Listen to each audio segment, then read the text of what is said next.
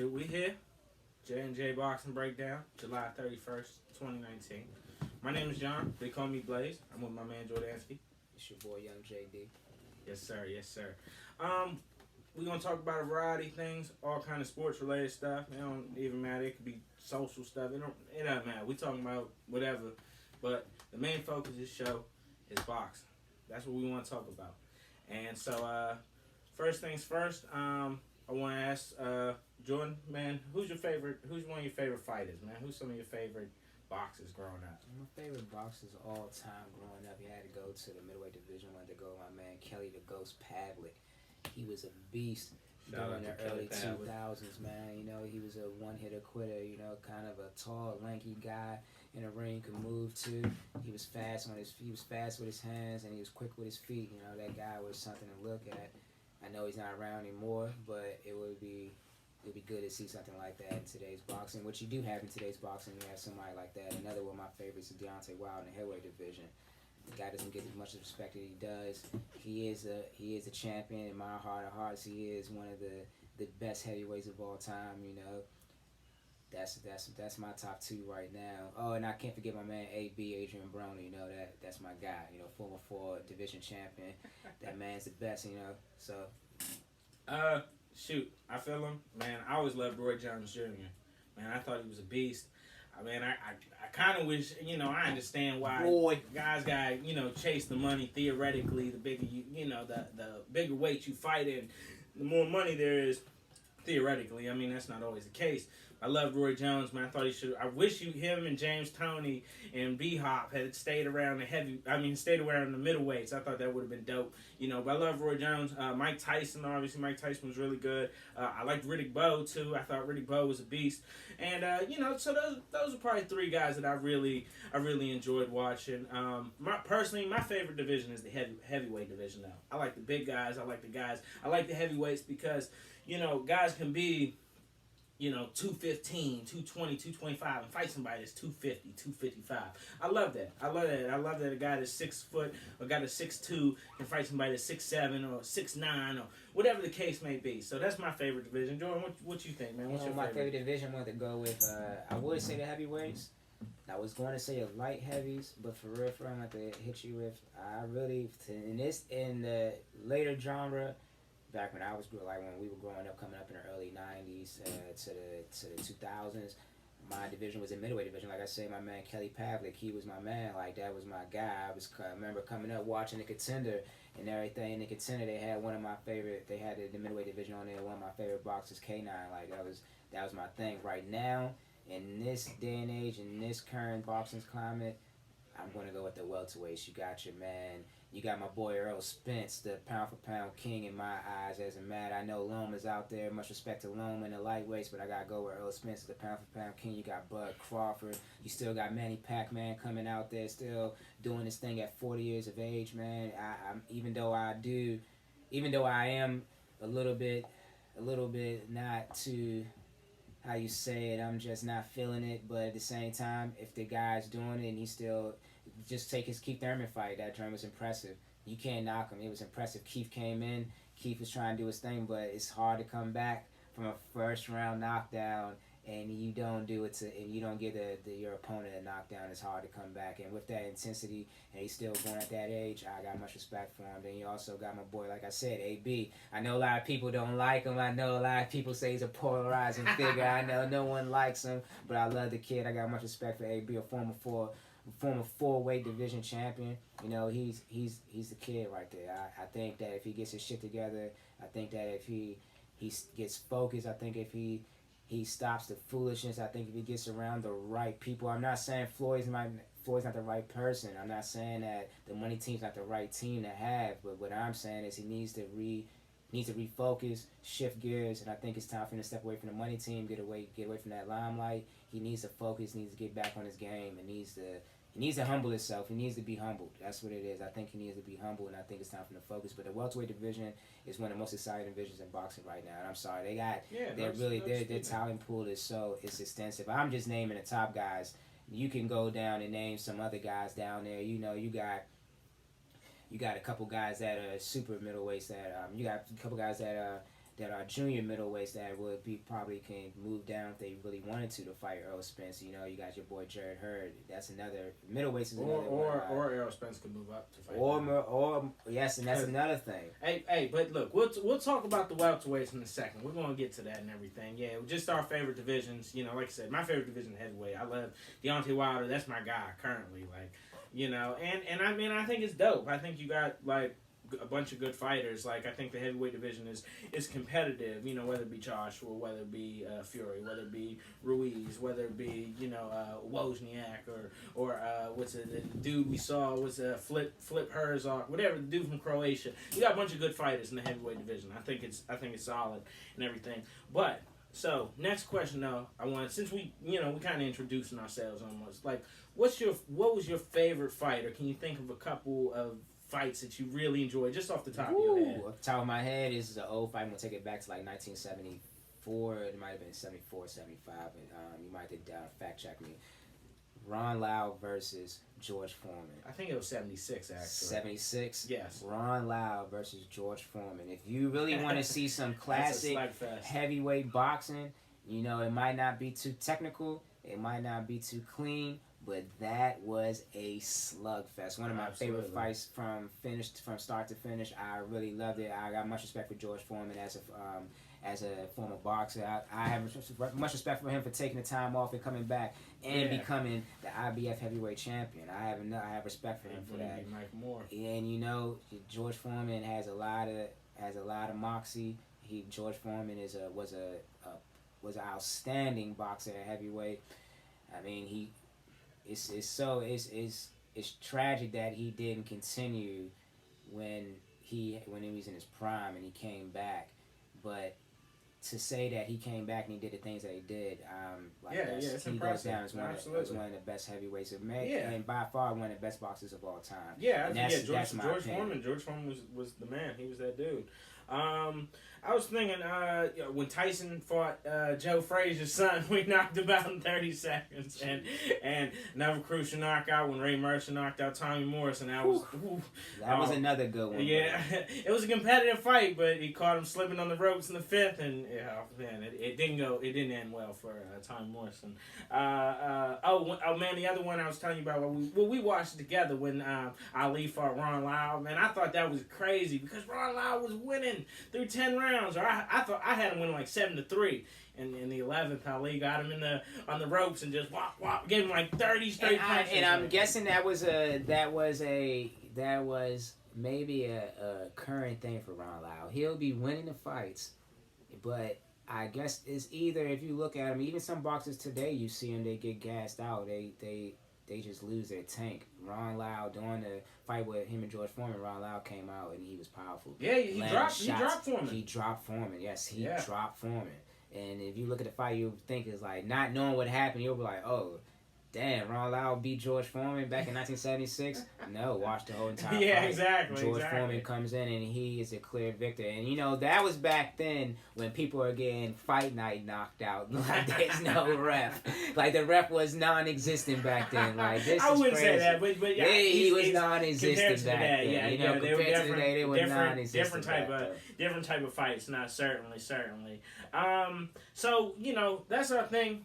As you can see, we're big boxing fans. You know, I know the heavyweight division, man. I've like done research, like all the old champions and everything like that. And like one of the hardest punchers in the 70s was Ernie Schaefer. You know, everybody will say that. Like, he was small, like, you know, 6 foot. Like, man, that man could hit hard as a mug. Like, Mike Tyson was 5'10", but you know what I mean. Like, anyway, like I said, we love boxing. That's our thing. You know, whether it be Lomachenko or whoever, Gervonta Davis, and we're going to talk about him too. Some of the smaller guys, you know, that Japanese dude, Anoko, or whatever his name is, you know, either them or, you know, Canelo, or the heavyweights, or Usyk and the cruiserweights, and we're going to talk about him too. But we love football, basketball. You know, I'm a big Skins fan. We broadcasting here in Maryland and everything like that. My man, he a Falcons fan. Let's go Falcons. All the way, man. Dirty Birds and everything like that. Did you hear, what's his name? Michael Thomas got the $100 million deal from the... You know what? That's crazy. New Orleans Saints, 5 years, $100 million. 5 years, $100 million for Michael Thomas. Doesn't deserve it, in my opinion. Absolutely. I'm coming from a Falcons fan. The same division, NFC South. You know, the Saints, Drew Brees still doing his thing. Much respect for Drew Brees too, because he's an excellent quarterback. If we, well, I'm not gonna say that if we didn't have Matt Ryan, I would. If I had to choose a quarterback, I would have Drew Brees. You know what? I would say that. I can tell you right now, Michael Thomas is a dog. He is a dog, and he deserves that contract. Absolutely. He's the best receiver on that team. And this year, I'm going to tell you right now, I know it's going to sound crazy coming from my mouth. I hate the Saints. They are the worst team in the world. I hate the Saints. But Michael Thomas is going to have an excellent year. He's going to have an excellent year. I'm telling you, look for his production to go up. Look for his yardage to go up. I'm telling you, he's going to have a good year. Watch out for him. He deserved that contract. He deserved that contract. Absolutely. No disrespect at all. The other thing, and switching over to basketball, did you see C.J. McCollum got the 3-year, $100 million deal? $33 million. He wasn't worth it. Woo! He wasn't worth it. I mean, listen, that's what the NBA pays nowadays, Jordan. I mean, listen, it's just crazy. It's just crazy. You see the differences in the contracts, right? Whereas like Michael Thomas is like, arguably, I mean, definitely a top 5 If you're out there receiver. right now, Arguably CJ, top 3. you weren't worth it. You were not worth it. Hey, you man. Hey, but listen, it, man. right? You know what I'm saying? CJ McCollum probably isn't a top 5 shooting guard. Like, I don't know. I need to see You a were list. not worth But, it. man, it's crazy. He got 3 years, $100 million. Michael Thomas got 5 years, $100 million. But, hey, that's the difference between basketball contract and NBA contract. So, and as a Skins fan, I got to talk about my man Trent Williams. Unfortunately, you know, he's going through a situation, and I think it was Jason Lockefor, if I'm not mistaken. He came out and he said that, I forget exactly what he said, but he said, man, the situation's bad. And I've heard that they're shopping Trent Williams around. Listen, I heard somebody on the radio yesterday, and I forgot who it was, but they said it's a money issue. Like, money can resolve this situation with Trent Williams. And it's just crazy that he just said Trent Williams, because on our local station out here, 106.7 The Fan, they were just talking about that, and they were just talking about how he doesn't want nothing to do with the team now. Like, he's just done with the team, and they're shopping him around.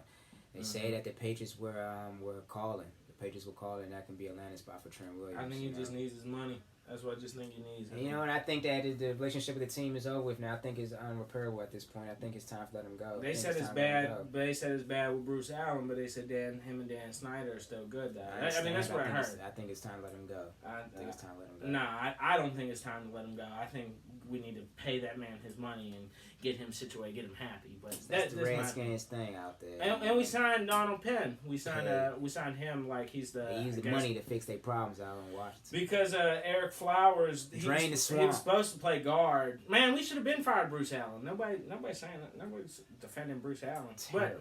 But anyway, so my Redskins, it is what it is. It's a terrible, tough situation. But go Skins all day. HTTR. So man, the next thing I want to talk about, let's get back to boxing, is RIP to my man Mad Max and the Argentina dude, Hugo Alfredo Santillan. You know, it sucks. And the thing is I've heard about guys, you know, dying from boxing and everything like that. When Mad Max died, it was the first fight that I actually had watched live that, you know, someone wasn't okay. Like, actually, like, really got hurt and, you know, lost his life. And everything graphic, on that. Very graphic stuff at the end of the fight. You see him in a corner trying to get up. He falls down, gets out the ring, gets helped up. He walks, takes a couple steps, falls down again. And then, you know, they put him on a stretcher, and then he vomits. And excuse me, I know it was graphic. Excuse my language. And much respect to his family. And once again, a young guy. I'm 28, and he just passed away at 28. And you're old enough. No one goes in the ring. I don't think they go in the ring with the mentality of like, oh man, you know, it sucks because something can happen, but I don't think anybody thinks that it's going to happen to them. So it's a sad thing for the other guys to pass right, you know, as they're it was a draw. Doing a draw, decision, and he collapsed. Like that's like, man, that's tragic too, you know. But RIP to both of them, and I hope that. This RIP to both of them. Hopefully that things get better. Hopefully. Yeah, man. And, I mean, you know, you hope that it never happens again. And the first question we ask is, what could we have done to prevent it? And I didn't watch the Argentinian dude fight. I know it was a draw. It was a 10-round draw. And for Mad Max's case, I don't think that anything else could have been done. I know I hear a lot of people say that they should have stopped it after 9. who was it? Sean Porter said. Or was it? Timothy Bradley. Excuse me. Timothy Bradley said that they should have stopped it at 9. But if you look at the fight, if you were watching the fight, he was still active. He was still coherent. Definitely, he was throwing. He was still throwing them. His opponent's punches, they were vicious. They were quick. They were strong, and you can tell that they were doing damage to Max. But at the same time, Max was still throwing. I don't think that the ref was. I don't think the ref had enough to go off of and say like it's time for us to stop it. I don't think his corner. And to take that back, let me backtrack. His corner did ask him. His corner said, "I'm gonna throw the towel. Do I need to stop this fight?" And Max said, "No, don't stop the fight." Yeah. Of course, all boxers. I know people won't be out there saying like, "Oh, every boxer's gonna say that." You need to step in as a trainer and manager to do this in the fight. But if you are coming from the boxer standpoint, I feel like I can still do this. Don't stop this fight. Don't stop it. Then you're the trainer. You're training. You're right there. You see your guy getting beat up. As the trainer saw Max getting beat up, and I'm glad that he stopped it before the 11th. But I'm just saying he was still going. He was still going. It's tragic that it happened. It's tragic that it happened. But up until that point, he was still active. You can't do it. He was still active. What if Max would have threw a crazy punch and knocked the guy out? Exactly.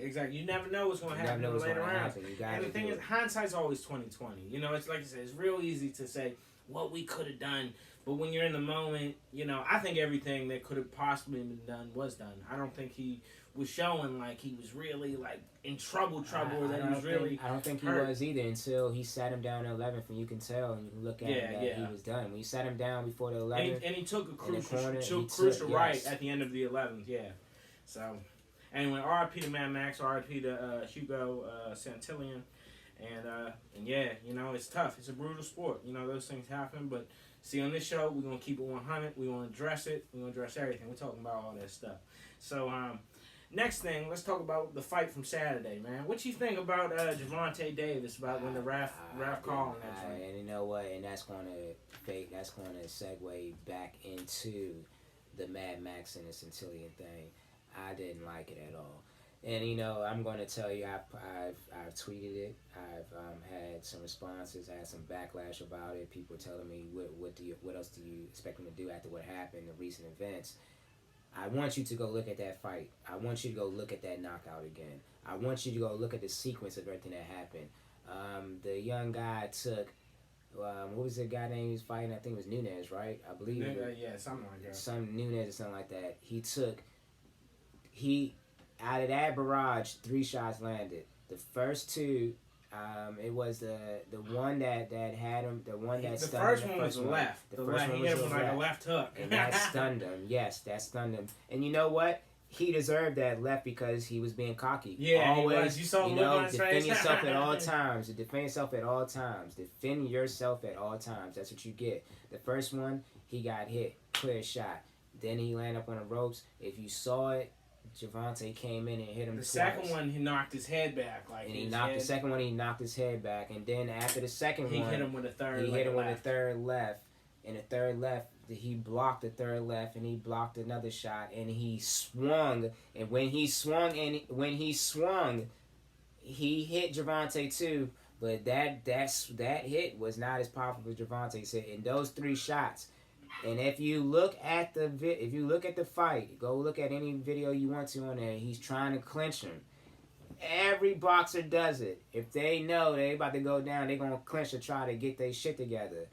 I understand the recent events of what happened. You want to protect these guys, but don't rob them at the same time, though. Don't rob them. If you give them the respect, take the count. Let him take the count. Let him get his stuff together. Let him take the count. And me and John talked about it, and he should have took the knee. If I was him, I would take the knee. After the second hit, I would have been like, nah, I'm taking the knee. Fuck that. I gotta take the knee. Like, I'm going to do it. Like, I could take the knee, give me the count. But I understand Gervonta was in there quick. Gervonta was in there fast, and it looked like, I just don't think that, from what it looked like Gervonta was doing his thing. Gervonta was doing his thing. I'm not going to take nothing away from him. He won. That was a clear victory. But at the same time, let's put let's switch roles. If Nunes was the one doing it to Devontae, would they stop the fight or would they give him the count? And They'd probably give him the count. They would have given him the count. But the thing is, he was clearly dazed. Like after he took those shots, I mean, maybe he would have got up. But who's to say? And he was winning the round, like going into that point, and that's why it sucks. But I kind of agree with the ref because of the events that previously just happened. Man, he looked like he was dazed. Like who's to say that he doesn't get up at 8 or 9 and then 30 seconds later he's knocked out cold on his ass. He got up. Given respect, he got up. Tyson Fury got up and Tyson Fury won that round. Nah, Tyson Fury didn't. Obviously didn't win. He won the rest of the round, but I mean he didn't win the round. He won that round. No, how can you win the round if you got knocked down? Because he won the rest of the round. It wasn't. Tyson Fury won that round. It wasn't 8-8. It was 10-8. He didn't win the round because he got knocked down. That round was 10-9. Nah, it'd be 10-8 because he got knocked down. Precisely, it would have been 10-10. I mean, son, if you get knocked down, like how can you? Anyway, no, I think Tyson Fury lost that fight in my opinion. You think Tyson Fury won? You thought Deontay Wilder beat him? Excuse me, I'm drunk. I think Tyson Fury won the fight. Yeah, Deontay. No, in my eyes, Tyson Fury won. But it was close. It was close though. It definitely was. I had a 114, 113 for Fury, but I wasn't mad with the draw because the thing is Wilder knocked him down twice. Yeah, man, it's a draw. The only thing was the one scorecard was 115, 111 for Wilder. Oh, that was ridiculous. That was the first time we seen Wilder flustered, like really flustered in the ring. Like, I mean, he looked a little bit like that against Ortiz though, but he figured it out. But yeah, man, yeah, I think in the rematch that Wilder KOs Fury like 5th round, like I think he's gonna beat him because I think he figured it out. I think he got this. Anyway, just some thoughts, man. They were saying that Gervonta Davis might fight Tevin Farmer next. Tevin Farmer, he hasn't lost since officially lost since 2012. He lost a couple years ago, but it was ruled a no contest and everything. You think Tevin Farmer could beat Gervonta Davis, or Davis gets through him? Go back. If it was a no contest, he's undefeated. So yeah, he hasn't. Well, he's not undefeated. He lost like 4 times early on, but he hasn't officially lost since 2012. So he lost 4 times. All right, so he only lost 4 times, not 5. So it's cool. He hasn't lost since 2012. Fighting Gervonta Davis, Tevin Farmer. With a lot of people saying that Gervonta is ducking Tevin Farmer. There are a lot of people also saying that Gervonta is ducking Gary Russell as well, though. But we gonna talk about that too. Tevin Farmer versus Gervonta. I think Gervonta wins that joint. I agree. I agree. Yeah, Gervonta is one of the best featherweights we got right now. No, if not, let me change that. Gervonta is the best featherweight we got right now. Take that back. Because you still got Shakur Stevens out there, and Shakur Stevens is an up-and-coming. Shakur Stevens is a dog, too. They said he might fight, what's his name, Oscar Valdez? Or something Shakur Stevens, they've been talking about Shakur Stevens trying to fight Gervonta, too. I think that would be a tough fight for Gervonta. Shakur Stevens has a lot of power. He has speed. Shakur Stevens, I like his ring IQ. His ring IQ for his age is incredible. His last fight, he was incredible. Even though, he has that Teofimo Lopez effect. He has that Teofimo thing. They don't fight people. They fight no names for real. And they're up and coming. And that's the truth. They are up and coming. So it's like, why? If you're gonna call somebody, but they're not gonna fight each other though, because they two different. Yeah, they. I mean, they're both trying to keep their records. They understand that. They trying to move up, but still though, it's like, what's call that? Shakur would have to move up to fight Teofimo. Teofimo had to move down. I don't see neither one of them doing it right now. I wouldn't see neither one. Probably moves up eventually, but not right now. But it's crazy, man. I think that that's another problem in boxing that I think that people should be careful about and look out for. These guys moving up when they have other people in their division to fight. Mikey Garcia, for example. I don't care what nobody says. I understand the money, but at the same time, don't sit up there and say you've done everything you did in your division to do when you got Loma right there. Right, exactly. Who I think is the best pound for pound in boxing. You need to be fighting him. Mm-hmm. So I don't want to hear that. I think some of these guys are doing that to avoid fights, and that's not cool. Don't do that. Don't rob yourself and don't rob the fans of the fights that we need to see, all right? And the fights that you need to be fighting. Right. Like, come on, man. Like, that's crazy. I've never heard of that. Back in the 90s, they never did that. And you know who said that? They did, but it wasn't. No. Like, who said because that? everybody's trying to be like Floyd now. Who said that? Who said that? Matter of fact, on Max's Boxing, was it Klay Thompson's father came on, and I believe he said that. Like, back in those days, you never saw guys. You never saw that. You never saw guys, man. He saying 70s and the early 90s. Back in those days, you never saw that guys were ready to fight each other. Guys used to in the 90s. Guys used to duck each other because we never saw Lennox Lewis, Riddick Bowe, and like you know what I'm saying. Tyson didn't fight Lennox Lewis till 2002. It wasn't prevalent though. You saw fights. You saw people fight each other. That was just a small pocket of fighters that did it. It wasn't as big as it is now. I think it's the Floyd Mayweather effect. It is everybody the Floyd Mayweather effect. I understand they see the money undefeated, and everybody wants to follow the same format. I understand it, but don't rob yourself trying to follow somebody. Don't rob yourself. There's no way in hell, and I know we're getting sidetracked, but I gotta say this: there's no way in hell that Deontay Wilder is a WBA champion and he has not been able to fight for unification. No, absolutely. There's no way in hell. No way in hell. We're gonna talk about that too. We're gonna talk. No way in hell. We definitely gonna talk about Joshua. He's been a champion since 2000, I believe, 15 yes. 2015. Yes. And in 2019, that's 4 years. And he's gonna be 34 this year. Like they're trying to wait him out till he gets older. That's what Joshua was trying to do. I felt like, but. We're gonna talk about that. We definitely unacceptable. We're gonna definitely talk about that. All right. So I want to mention about Gary Russell saying his comments. He called out Gervonta Davis. Gary, man, from Mr. Russell. He called out Gervonta Davis and said Gervonta Davis is making his city, which is Baltimore, and we're in Maryland, by the way, we're in PG County. We said Gervonta Davis is making his city look like clowns. How you feel about that, Jordan? Like I laughed. I thought Gilly had the first of all, let's lose a stem from it. Gilly the kid was at a shop was at a restaurant, and Gary Russell Jr. was there. Gary Russell, he asked him about Gervonta Davis. He was like, Gervonta, you got to see me. And he said, Baltimore is supposed to be full of gangsters. Like, you not doing that. You making your city look soft right now, man. Like, he said, look like clowns. Look like clowns right now. Excuse me. So what's up? For real, I think that was just him being funny on the camera for Gilly and Gilly sizing it. And Gilly's legendary, man. Shout out to Gilly the kid. He's legendary for that. I fuck with Gilly. He's always in the middle of something, and I love him for that. Gilly's the man. But do I agree with Gary Russell? Yeah, I do agree with Gary. Gervonta, it's time for you. I'm not saying I don't agree with him that he make the city look like clowns. No, Gervonta sold out the Royal Farms Arena. Gary, I got respect for you because you from around the way and I fuck with you. PG County. But understand this: until you sell out the Capital One Arena, you don't say nothing to him. He brought his whole city out, unified his whole city. His city's known for murders, man. Like. He brought his city out for one day. Does Royal Farms Arena have as many seats as Capital One? I don't know. The sidetrack, the WWE did did a SummerSlam there back in 2005 or 6, and they did 80,000. So they're 80,000. Yeah, they did 80,000 at SummerSlam.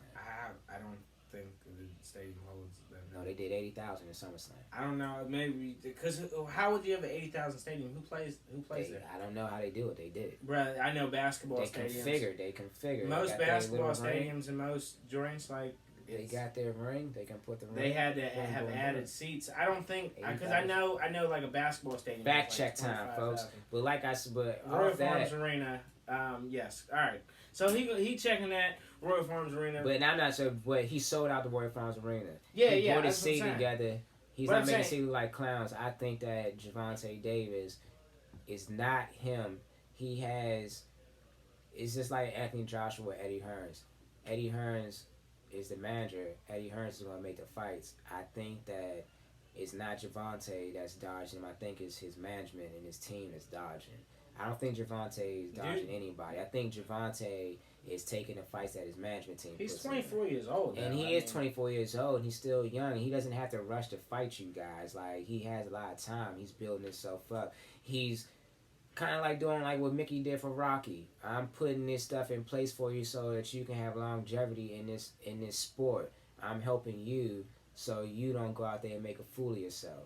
And that's what I think was happening with Gervonta. Gervonta is making all the right moves, and he's doing it at the right time, and he's a champ. Like, what you want him to do? Like, you come see him. You got a belt, he got a belt, or you got a belt, he got 2 belts. However it is, you go see him. Say something to him. He don't not necessarily he don't got to come to you. You come to him. Let him know what's up. If you've been calling him out, Gary, you've been calling him out, but at the same time, I just think I didn't agree with that he's making the Six like clowns, because I got much respect for Baltimore and I got much respect for Gervonta. I don't think he made a Six like clown. I think it's not his fault. I think it's his management's fault. I mean, but do you think he's really ducking? No. You know, I mean, see, I don't think he is either, though. No. So see, that's what I'm saying. Capacity 14,000 for concerts. Basketball is 12. We're going to look up and see what they did at Wishful. Yeah. No, I'm saying, but like I know Capital One has like 25,000, so it's like has like twice as many seats, like. So. But no, I don't think he's doing that. Though. I don't think so. But yeah. No, I definitely don't. I think he's just working his way up. And what you think about Gary Russell maybe fighting Leo Santa Cruz next? I'm really drunk. I'm sorry. 18,000 was the SummerSlam. Oh, okay. It happens, man. It's cool. Not 80, whatever. But what you think about Gary Russell fighting Leo Santa Cruz next? Would you think that'd be dope? Gary Russell versus Leo Santa Cruz, yes, I would think that would be dope. I think that would be a nice fight for Gary Russell. Gary Russell gets his feet wet. He is a He's only lost to Lomachenko in 2014. Yeah, he hasn't lost since 2014. Gary Russell's a dog too, yo. Gary Russell got skill. Gary Russell is a beast. Leo Santa Cruz is he's really good too. It'd be a tough fight. It really would. That's the one we need to be asking. Do you think Leo Santa Cruz can beat Gary Russell? That's what you need to ask yourself. Gary Russell. I think it'd be a great fight. Since 2014, I believe, out of the fights he's fought, only 2 were won by decision. The rest were either TKO or KO. So he has that knockout power. Gary Russell has the in-ring ability to keep up with top-tier featherweights and top-tier opponents. So you got to ask yourself, can Santa Cruz keep up with him? And I'm not saying I've seen Santa Cruz fight a couple times. I'm not saying that he couldn't, but do you think that he can though? That's what I'm saying. Like, I want Gary Russell to win. I think it'd be a good fight. I don't know. You know what I'm saying? We gotta see it happen. So that's what should be next, in my opinion. He shouldn't fight Gervonta Davis next. He's trying to get. Hell no! Santa Cruz should be his next fight. I don't know. I think Tevin Farmer and Davis. And I think Tevin Farmer and Davis will be the next fight for Davis, but I think that as he should defend his belt versus Santa Cruz. I don't think he should automatically fight Davis. No, that's too soon. Maybe after them two fight their respective opponents, if they both win, yeah. But you never know what happens to Tevin Farmer and Gervonta joint. Tevin Farmer might come out surprise everybody and beat Gervonta.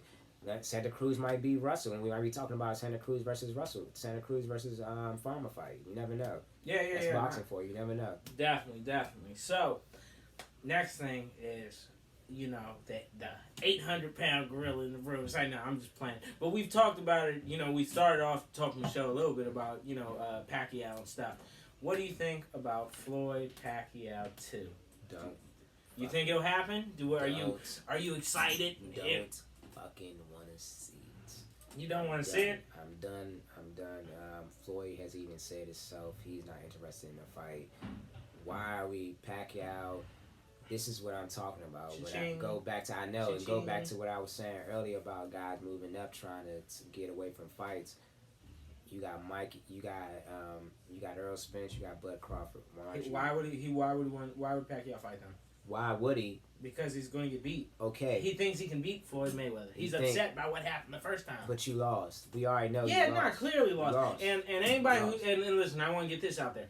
Anybody who says that Pacquiao beat Floyd Mayweather, you're crazy. You're crazy. I don't know what you're smoking on. And then you just say smoking on like, something. so... Like there's no and I'm not gonna say any names, but I've heard credible people say this, that Pacquiao was controlling the fight. Pacquiao lost.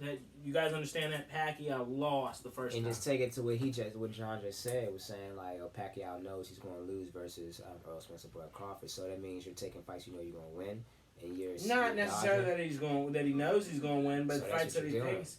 But we know that Errol Spence and Bud Crawford are like the best in the division. And right you now. fight the best. If you got a belt, you got two, whatever how many belts money.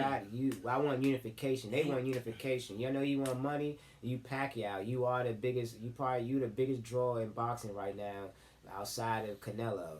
You bring the money to the table. I know you and Floyd both mega powers. Y'all bring money to the table. Y'all like Macho Man and Hulk Hogan linking up the mega powers and shit. No. It's time for you to step up, and you are the guy right now in boxing that people want to see. You are the one that people want to beat. I mean, you 40 years old, still beating these young guys. You don't think you got a target on your back? You don't think that people want to fight you outside of what you trying to go do with Floyd? Floyd's been retired. The last fight he fought was some Japanese guy. Nah, that was exhibition. Yeah, all right, but seriously, the last match he had was he beat Connor and he beat the fucking guy, the little expedition, whatever. It doesn't matter. He still beat him. He beat his ass. So what is the point? Why do we want to see that you both are not in your primes no more? You're not. You're still fighting like you're in your prime. Okay, Floyd's done. He's managing motherfuckers now. We don't want to see that no more. I don't want to see it. I don't know. Maybe the people out there want to see it. I don't want to see it. I'm done with it. You know it would do big numbers because I'm done with it. The biggest fight that ever happened. I'm done with it. But, no, let me ask you this, though. Let me ask you this. Do you think that Floyd could beat Pacquiao if they rematched each other? Because, yes. I mean, I'm just saying Pacquiao beat Broner. Pacquiao beat Keith one-time Thurman. Jesus Christ, Pacquiao beat Broner. You were just hyping Broner. I just said Broner's my man. Broner was a former 4-division champion, and Broner is one of my favorite boxers. But let's be real, and this is reality. Broner. I lost money, by the way. I lost money too. It's Adrian Broner right and now. And I lost money betting on Keith Thurman, so I'm not impacted. Did I not also say that he needs to, needs to focus. Broner needs to focus. He needs to be humbled, and he needs to switch his team up. I think he needs a whole new revamp. He needs a revamp. That's what he needs. He needs guidance, and he doesn't have it right now. So I don't think Broner versus Pacquiao. Come on, that was a money fight. That was a money fight. I thought Broner was going to win. I thought Broner was going to win too, but Broner wasn't focused. I thought he was training. Keith Thurman was going to win. Keith Thurman had a better hour than Broner. It's just, it's hard to come back once you, if you don't, it's hard. He got pieced up and it's hard to come back off that if you're not going to be doing it. You're not going to be pressing the issue after that. You're not going to win. And that's a fact. See, it doesn't matter. I don't think he's going to beat Floyd. I don't know. I think it's 50-50. No, I don't think it's 50-50. I don't think he can beat. I don't think he can beat Crawford. I don't think he can beat Errol Spence. But Floyd, maybe. I'd be interested. Nah, it would be interesting. Yes, it John's trolling. No, I'm not trolling. I'm not trolling. I'm being 100%. I'm serious. It would do big numbers. 100% serious. I know it would do big numbers. And that's what I'm not watching. But the thing is if they were to rematch, Floyd would definitely be the A side, and that's why I think people need to understand now. It's like everybody keeps saying, "Oh, Floyd ducking him, Floyd doing this, Floyd doing that." Bro, Floyd is the A side. Floyd doesn't have to come back. Floyd doesn't have to do nothing. He can keep managing Gervonta Davis. He can keep managing, some of the other guys on his team. But the only reason he would come back is to chase the dollar signs. Pacquiao needs the rematch for his ego, or because he wants to give Floyd that. So if Pacquiao loses again, then that means Floyd got the belts, right? Does Floyd take his belts too? I believe so. So you know what? Now we got I think Floyd is done. Floyd just right off into the sunset. Be like, I'm 41. I'm done. No, it's gonna No, I don't want to see it again. Go fight Earl Spence or go fight Bud Crawford. Hey, maybe he might fight Mikey Garcia. You never know. You know what I'm saying? Maybe that could be his next fight. He go fight Mikey Garcia. There you go, fight Mikey Garcia. Beat Mikey Garcia and then go fight rematch Floyd. I don't know. I don't want to see Floyd nothing. All right, so back to what we was originally talking about, and you said it. You said it. Who you think is the best pound for pound, which would be Errol Spence. So obviously you think he's the best welterweight and everything. Like, that's your favorite division. That's the division you like the most. We were talking about that. To me personally, I think Lomachenko is the best pound for pound. But for the welterweights, I definitely think that Errol Spence is number one. And I think he would beat Bud Crawford if they were to fight. I think he would do... It wouldn't be as bad. It'd be a little bit more competitive, but I think he'd do what he did to Mikey Garcia, honestly. What you think if about Errol Spence Crawford like super fight? Not to be unbiased, I like both of them. I like how I like how Bud comes in, and I like how he before his height. I like how he demands ring presence. Go back to the Amir Khan fight. Man, I don't care what nobody say. That boy was vicious in the Amir Khan fight. Like, don't matter what happened. Even if it would have went longer, he would have dogged Amir Khan. Like, Amir Khan wasn't ready for that fight. He wasn't ready for Bud Crawford. Earl Spence, go back to the Mikey Garcia fight. I think, in my heart of hearts, in my opinion, I think Earl Spence was toying with Mikey Garcia the whole entire fight. I think he knew he had the fight in the bag, and I think he knew that he was more strong. I think he knew that he had more strength. I think he knew he was fast. I think he knew that he controlled the ring, and I think he just toyed with him the whole entire fight, picked him apart. Now, looking at those two fights, comparing and looking at their careers, comparing, I think that joint will be a tight fight. I don't think that either one will get knocked. I don't think it might be a couple. It might be a knockdown. I would say they both will knock each other down because I give them that both respect, and I think they both will respect each other, and I think they will both give each other respect on the power joint. But at the same time, I think that Earl Spence will come out with the victory. Earl Spence got the reach. Earl Spence, I think, is more stronger. I think Earl Spence is faster, a little bit fast, and I think his strength is going to be a little overwhelming than for Bud Crawford. And I don't think Bud Crawford is going to be able to compensate for that reach or that strength. The speed, I think Bud will have the speed over him, but at the same time, like I said, that reach and that strength, I don't think he'll be able to compensate for it. I'll give it to Earl Spence. Yeah, but I like both of them. I think they both, because I've seen videos of both of them talking to each other, and they both give each other respect. I think that they both know they the top dogs in the welterweight division for real, in my eyes. I don't really think that Washington is a dog in the welterweight division. I think Pacquiao is just a novelty. He's just a novelty act, man. He's just a novelty act that guys are. I don't know what's going on. Why guys are going. I mean, it's only been AB and Thurman, but I don't know what's going on. Hopefully, if he fights Mikey Garcia, even though I do not like Mikey Garcia, even though I hope that he'll be able to beat him, which I don't think he will though. So. Who you don't think who would beat Mike Garcia? I don't think Mike Garcia can beat Pacquiao. I don't think so either.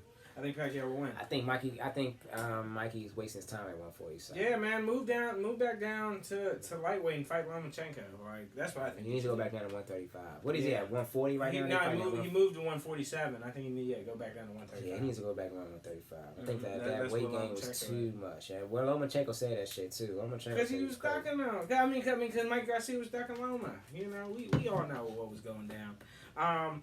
All right, so next thing I want to talk about is the local guy, Jarrett Hurd. I want to talk about that fight on May 11th, man. How do you think he's going to come back? I don't know if he has another fight scheduled. I'm not 100% sure on that.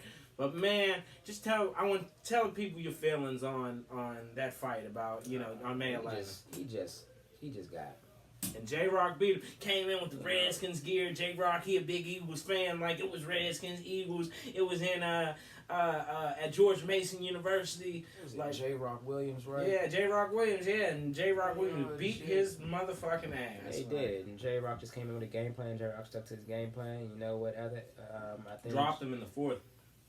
Hurd needs to go back in the, And he fired his trainer. And Hurd, he needs to get his weight up. He needs to get his stamina up. He needs to get his wind up. That's all it is. And Hurd needs to... he's going to be a regular middleweight here in a couple years, though. He's going to move up. He needs to... I don't say, because he's a humble young man. I don't think that... He seems like he's a good dude. I think that he just did... He just got outboxed. He did get outboxed, and, he just couldn't... Them later rounds got to him. He needs to get his wind up.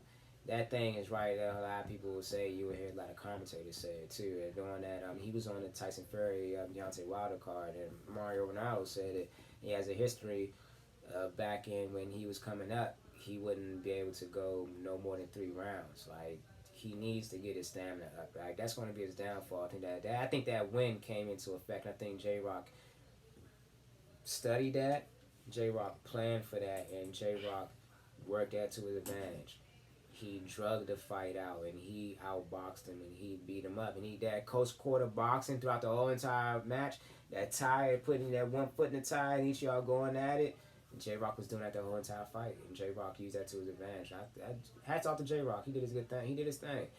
But you want to look out, Jerry Hurt's going to come for you. And Jerry Hurt will come back better than ever, man. And that was one thing J Rock said when he lost. I mean, when he won, excuse me. But he was talking about that man, you guys you guys doubt fighters after they lose one time, and that's true. Like that's 100% facts. What you're saying, like people do, and so yeah, it sucked though. It sucked watching it because I was like, dang man, Jerry Hurt's my guy. Like it hurt to see him like get his ass beat over fucking 12 rounds, but it happens though. Happens to the best of them, you know. And like they say, you're not a real fighter until you lose. Till you take that L, you know, you gotta get yourself together. You know, you gotta come back. So I trust my man can do it though. Next thing, let's talk about the biggest draw in boxing. We got like 15 minutes left. Like, what you think about Canelo Alvarez? They're saying that he might fight, because obviously he canceled the September fight, and so in December he might fight this Ukrainian dude. I can't even pronounce his last name. It's Sarhi D. His last name begins with a D, and he lost to Daniel Jacobs a couple months ago or a couple years ago. Whenever he lost Daniel Jacobs before, that's his only loss of his career. But man, what you think about Canelo, man? What you think he doing out here? Like, what you think's going on? I think Canelo is just testing the waters, trying to see if he can move. Testing the waters. I think he's getting not testing the waters. I think Canelo is doing a tune-up match before he fights Andrade. I think he's going to fight Andrade after this guy. What do you think the game plan is? Do you think he wants to move up to light heavy to fight Kovalev here in maybe a year? Or I believe if he can beat. I think what Canelo's going to do, and I really think he's going to do this. I think he's going to fight this guy next. He's going to fight Andrade. He's going to, and you know what, let me take that back. He'll fight this guy next. And then 2020 is going to be a decision between Andrade or Triple G3. Now, in my opinion, I don't want to see Triple G3. I'm with you. I'm way over that already. Because they worked Triple G the last fight. They worked Triple G so the first much, fight I thought was a draw. Maybe I know I'm definitely in the minority. I don't want to hear nobody say they said they gave it to Canelo because he landed more power punches. Bruh, I see the thing is, I thought it was 6-4 going into 11, and then I had Canelo win the last 2 rounds. But the 118, 110 for Canelo was a bunch of baloney. And so I thought the first one was a draw, though. I'm cool with that. The second joint, even though Triple G looked messed up, man, I thought he won that joint. I thought he pulled it out late. Like, that was my personal opinion, though. But yeah, I'm with you. I don't want to see. I don't want to see that again. I want to see him fight Andrade, and I want to see him stay in the middleweight. Me too. I don't really want to see him move up because I don't think that he's suitable for. I think it'd be a dope fight, like how he fought Daniel Jacobs. I think it'd be a dope fight if he fought Andrade. It would be intriguing if he fought Caleb Smith, though. I know Caleb Smith still has to, work his way out, still prove that he's the draw, like 5'9", 5'9". Yeah, Canelo's 5'9", yes. 5'9", 185. He would have to be to go to light heavyweight. I don't think 175. 175. Yeah, he's already 168, right? Yeah. So I mean that's. Bruh, don't do it. 7 pounds. That's 7 pounds. That's bruh. At the same time, it's like he's ducking the taller guys in the middleweight division. Don't duck those guys because you're gonna have to fight taller guys in light heavyweight division too. I'm not saying I'm not saying that he's ducking anybody. What I'm saying is that you got competition still in this division, man. Don't leave out without fighting your people that you need to fight. Roy didn't do that. I want people to understand that. What makes Roy, and I skipped that. I shouldn't have said that earlier. Roy is one of my favorite boxers as well. Roy fought in the middleweight, light heavyweight, and heavyweight. And you know what? Roy fought everybody that he had to fight. And even though he lost to Tarver, he fought everybody he had to fight. Like he did hang on too long. He did hang on too long. And that's my guy. I love Roy. But he fought everybody had to fight. Like if you want to follow somebody, follow that model right there. If I'm going to move up in the division, I'm gonna fight everybody I need to fight first. Then I'm gonna move up. So I know I ain't leave nothing down here. There's no ands, ifs, whats, or buts, nothing like that. I didn't leave nothing. Fight everybody because you don't want to be that person. They look back into your career. Like a lot of haters would put asterisks on Floyd's career. They were like, you fought old De La Hoya, old Shane Mosley, or old Pacquiao. Like, come on, man. Like, man. He's fighting the best. Like, I'm fighting the best, but they were old. You weren't. You were in your prime. They were old. come on, guys. Like, let's be real. Like, fight these guys, and you got people in your division. Canelo knows you got people in the division. You don't have to keep fighting Triple G. I know y'all gonna get money when y'all do it. I know ka-ching, y'all gonna get money when y'all do it, but you don't gotta keep fighting him. You can fight somebody else so we can see these fights, man. We want to see these fights. We want to see people get... We want to see some real fights, man to man. We want to see you fight Andrade. He deserves the title shot. Give him the title shot. That's how I feel. I'm with you, though. But my only question for you is, why would Canelo take a tune-up fight, though, after he just beat Daniel Jacobs? Because I think he's scared of fighting Andrade. Yeah. That's what I'm saying. He's scared to fight the bigger guys. Yeah, and Andrade is that wild card that he might fucking lose to. And I think he's Andrade's nice. He's definitely good. Next thing, we both against. How you feel about him moving up to light heavyweight? Are you cool with that? I don't really like that. I think. You just said it. You think he should stay at middleweight? Yeah. I agree with Lomachenko. Guys shouldn't. If he's out of your reach, you shouldn't move up. Yeah. Lomachenko said that about Mikey Garcia. He's like he thought it was crazy for Mikey to go from 135 to 147. I agree with you, Loma. I agree with Loma for not wanting to do it. Loma staying at 135. I got a lot of people to fight here. I got this division I can conquer. Why won't I just conquer this division? I don't need to move up. Exactly. I'll be the greatest of all time in this division. I understand that. I'm with you. And see, my thing is, if you move up, stay up. Don't go back down. And that's why I think Roy Jones messed up. I think moving up and down, that's not good.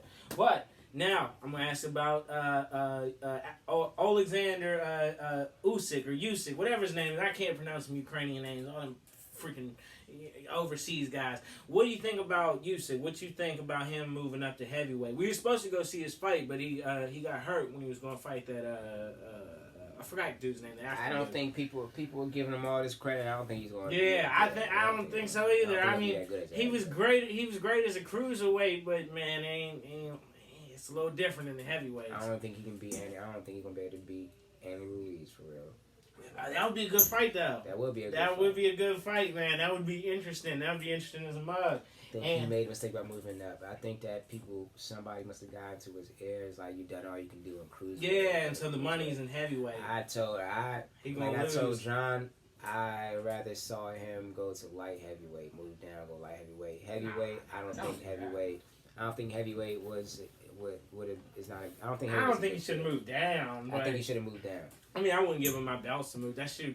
I mean, I would have just dominated the cruiserweight. Like, screw that. Like, bro, if I'm he the best moved cruiserweight down, and ever. You say don't give up his belts. If he would have moved down and it wasn't successful, if he lost like 2 straight fights, he'd dominate, bro. But he shouldn't move down. I don't want to move down. I don't like this. I'm gonna move back. I want to move back to the cruiserweight. You can move back to the cruiserweight and go back and do it all over again. All right, now we about to talk about my favorite division. We just got a couple minutes left, but I want to talk about my favorite division is the heavyweight division. Just real quickly, man, what you think about Tyson Fury always running around claiming he's the lineal champion? Can you just give your thoughts briefly on that? The lineal what?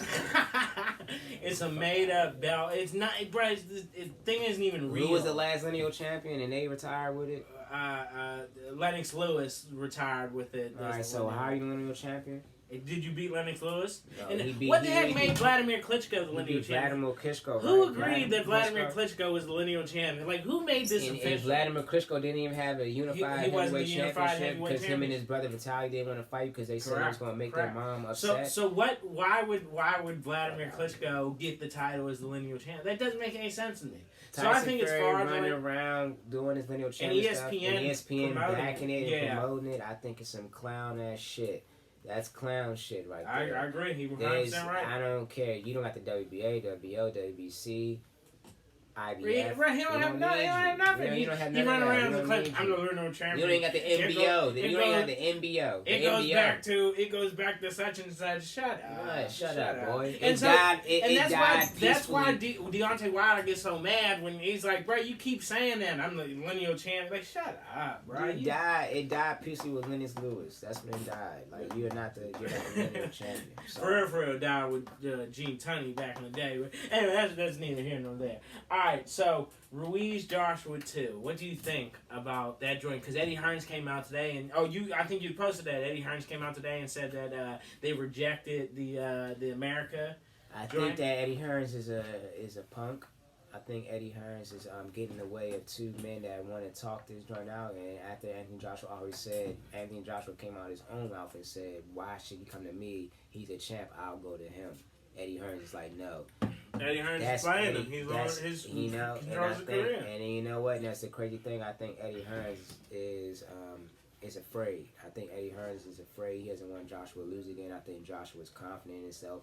I don't think Eddie Hearns is confident in Joshua, and I think we're all starting to see that right now. I think Eddie Hearns is scared of Andy Ruiz more than he's scared of Deontay Wilder right now. I don't think the fight happens. I don't think it happens. And I'm telling you. You know what I'm starting to see? I don't think the fight happens either. I think that what's going to happen is Andy Ruiz versus Deontay Wilder. I think Deontay Wilder's going to win.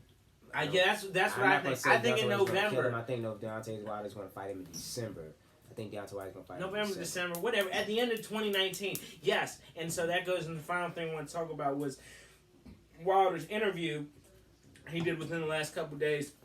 He said he's only going to be boxing the next 7-10 years, maybe less than that. You know, maybe late 30s. He's going to be 34 this year, but that's what he said. That if he wants to fight Ortiz and he wants to fight Fury again, get those rematches, but nothing is set in stone.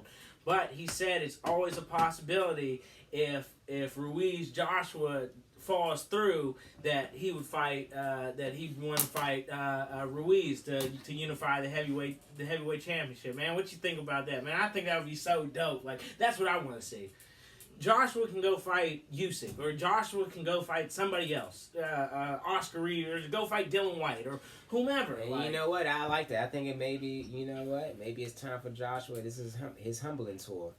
Yeah, he got to work his way back. When you had to work your way back up, when you had an automatic rematch, you could have went to go see him in Mexico City or whatever. Or New York. Or New York or something like that. Now it's time for you to work your way back because of your management team. Maybe it's time for Joshua to look and see, like, maybe Eddie Hearns is not the right person I should be with. Maybe I should be with somebody else.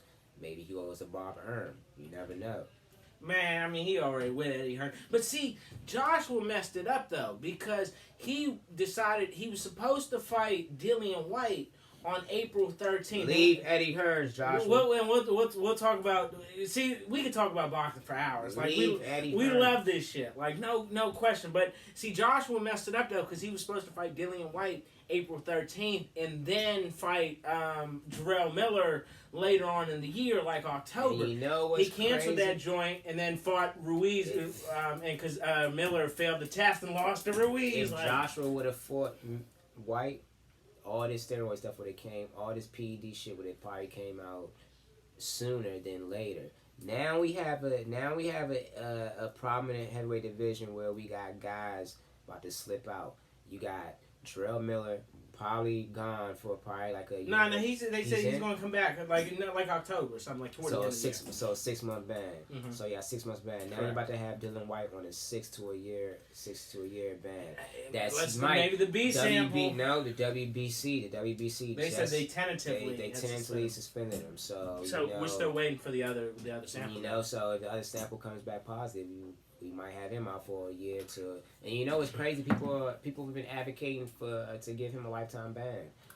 I heard Wilder say that, man. And I don't. You know what's crazy? I think you know what? It's not ridiculous. I think it's time that we actually start coming down hard on these guys about that shit because it's messing up the sport. You're trying to get the sport back up, and you want to bring credibility to the sport. This shouldn't be happening right now. The guys. I know you want that competitive edge. I know you want to be better, but you need to do that. You gotta, come on, man. Like, don't mess that up. Like, you messing up your career for real, because you're messing up your chances at stuff. You're messing up the fights. Like, okay, you win, and now we find out you're testing positive for PEDs. See, I heard Lennox Lewis say it, and I don't approve any of the steroid use and stuff, but he said, like, at least speaking about heavyweights, like, he said, man, the steroids don't help your chin, like, and you can become slower if you're not used to the weight that you put on from steroids or whatever the case may be. But anyway, that's the show tonight. This is J&J Boxing Breakdown. Again, we talk about other sports, football, basketball. Tonight was the first show, just introducing ourselves, talking about boxing, and like I said, we can talk about boxing for hours, man. Appreciate everybody for listening. I appreciate everybody who tuned in. We're going to be on Facebook. We're going to be on YouTube. My name is Blaze Jays, John Amberger, my man Jordansky in the building, and yeah, holla. I won't be as drunk next time. It happens.